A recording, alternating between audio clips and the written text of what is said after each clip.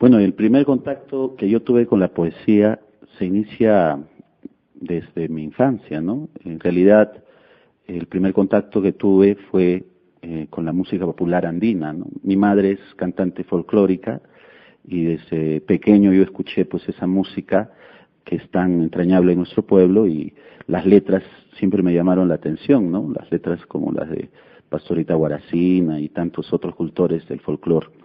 Por otro lado, cuando era pequeño, mi abuela solía también contarme muchas historias y dentro de las historias pues ella ponía algunas canciones y eso constituye creo que mi primer contacto con la poesía.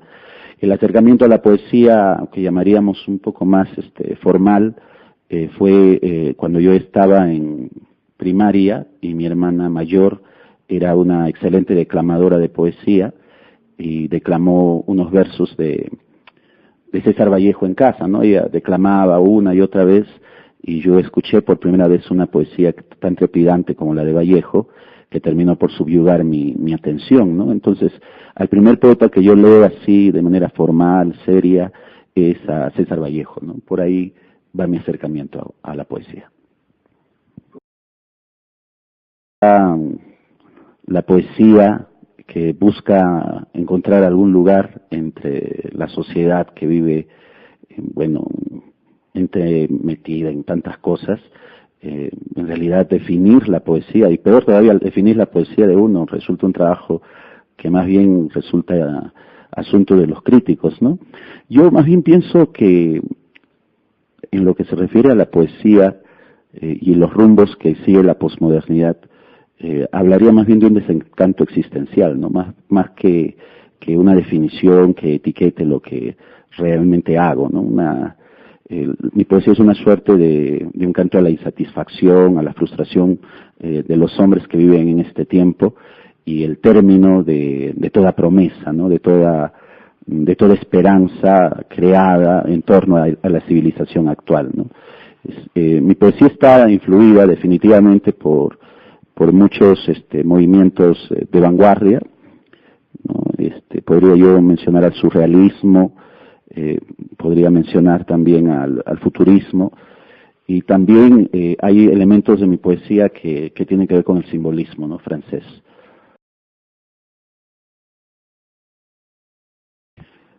Por supuesto, creo que a medida que uno va desarrollando la escritura, va tendiendo a mejorar, a pulir la expresión, a ser más consciente de los recursos léxicos y buscar que la palabra precisa siempre esté en el poema, aquella que exprese realmente lo que uno piensa, lo que uno siente, ¿no?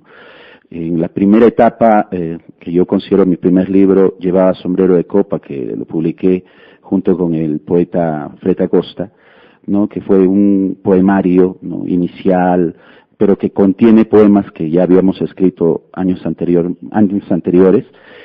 Bueno, ahí era una poesía más ingenua, más cercana al tema religioso, porque yo profesaba en aquel tiempo cierto fanatismo religioso.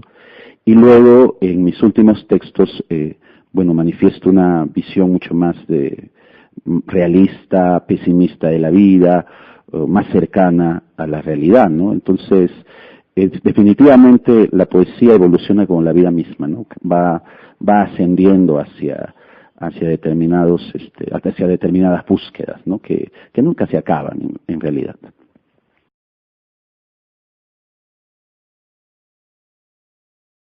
Bueno, la poesía en Huaraz en la actualidad se ve muy auspiciosa, ¿no? Yo veo en los últimos años, como soy docente en la Universidad Santiago Antúnez de Mayolo, y vemos allí el interés de muchos jóvenes en lo que se refiere a la poesía, que me lo manifiestan personalmente, que también lo puedo ver a través de las redes sociales, ¿no? Porque yo soy de los que publican y suelo conversar con muchos jóvenes que les interesa la poesía y escribir poesía, ¿no? Y jóvenes de distintas edades.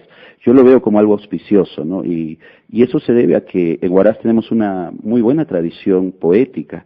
Si retrocedemos en el tiempo, tan solo en el siglo XX, podemos ver las grandes figuras como Marcos Yauri Montero, Abdón Dextre, Octavio Nostroza, Néstor Espinosa, ¿no?, entre otros grandes que han aparecido en la tradición poética de nuestra ciudad, ¿no? En los últimos tiempos esto se ha diversificado, ¿no?, hacia nuevas alternativas poéticas, ¿no? La irrupción, por ejemplo, de Manuel Serna dentro de la poesía de Huaraz es digna de resaltarse. Yo creo que la primera vez que yo leí Poemas Perdidos, me di cuenta que yo estaba perdido, ¿no? O sea, que tenía que encontrar un nuevo camino hacia la expresión poética, ¿no? Porque con Serna abrimos a una nueva posibilidad de lo poético, ¿no? Y de ahí en adelante ya vemos una diversidad de voces, ¿no?, que van apareciendo en los últimos tiempos, ¿no? Y eso para mí resulta interesante. A pesar de que la poesía, como bien han dicho, es un asunto de pocos, ¿no?, pues es un género de culto, ¿no? Yo considero que así sea para pocos, la poesía nunca va a morir, ¿no? Lo que va a morir en el hombre podría ser la sensibilidad, y si eso desaparece, desaparece toda la civilización. Pero mientras haya sensibilidad, mientras haya hombres que entiendan que la palabra bien dicha es como un conjuro hacia el futuro, entonces existirá la poesía, ¿no? Como bien decía Becker, mientras haya misterios para el hombre, seguirá existiendo este arte.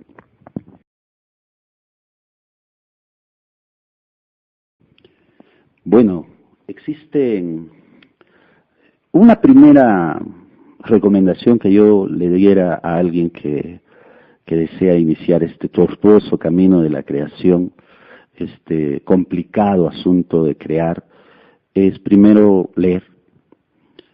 La lectura constante de los autores, ¿no?, emblemáticos de la literatura universal, poetas de gran trascendencia, Rimbaud, Baudelaire, Neruda, tantos autores que realmente a uno le ayudan a tener una percepción de lo real de una manera diferente. Ese es el primer camino. El otro camino que yo siempre les recomiendo a los jóvenes que vienen, me muestran sus textos, es hay que vivir.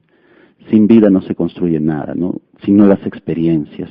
Hay que experimentarlo todo, hay que atrevernos a todo, y solo así podríamos nosotros hacer que nuestra poesía reflejase, más allá de nuestra existencia, un canto al futuro, una superación de lo individual, ¿no?, hacia lo colectivo. Yo creo en el canto colectivo, como decía Walt Whitman, un canto para todos, ¿no?, un canto que una a toda la humanidad. Eso es posible. Entonces, cuando uno trabaja de manera individual, porque el trabajo del poeta es un trabajo solitario, es definitivamente un trabajo solitario, y no obstante, cuando ya entregas el texto a otra persona, esa otra persona tendrá la ocasión de identificarse con lo que tú dices, de repudiarte o de amar los silencios como tú los amas, ¿no?, y las sombras como tú las haces, ¿no? Eso constituye para mí un asunto claro, ¿no? Así que mi consejo para los chicos es lean y vivan mucho, ¿no?, y experimentenlo todo, y solo así podrán saber si tienen o no el talento necesario para producir un texto que estremezca al prójimo.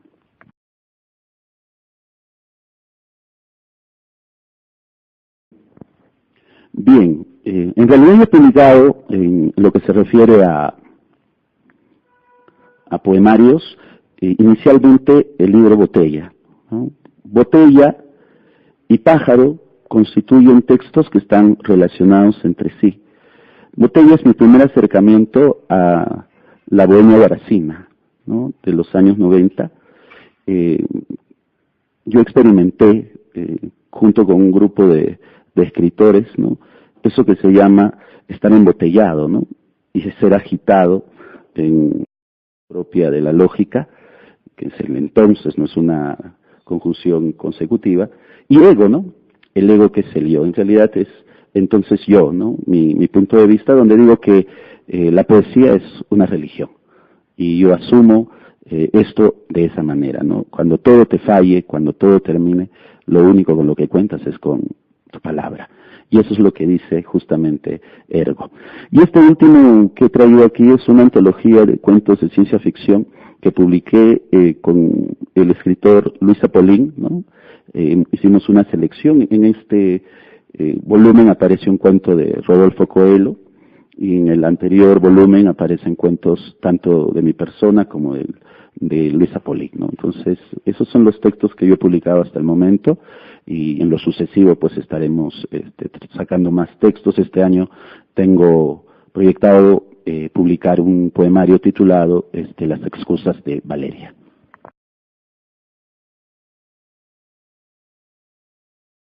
Poema de tijeras y pájaros, del poemario Pájaro, escrito para no matar. De tijeras y pájaros.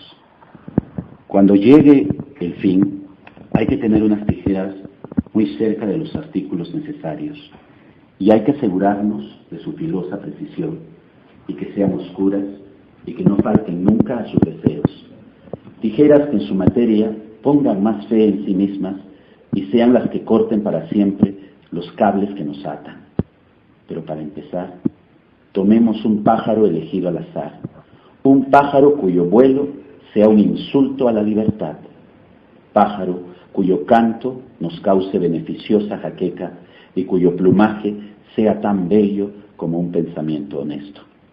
Y como en el templo, cortémosle sus alas con amor y derramemos su sangre en la vía clamorosa de la detracción, y hagamos el rito, como si fuésemos niños jugando en la oscuridad, como si no le tuviésemos miedo al castigo de devorar su pequeño corazón de juglar, mientras que disfrutamos en sus ojos el verdadero valor del sufrimiento y elijamos un nombre para él como se elige una tumba para nosotros mismos, porque solo de cantar estamos ardiendo y no hay verdad que no se sepa y no hay nube que se nos pueda escapar, y ya muy cerca del rosal, amemos espinas y raíces, y terminada la ceremonia, fecundada para siempre, sé que nunca me olvidarás.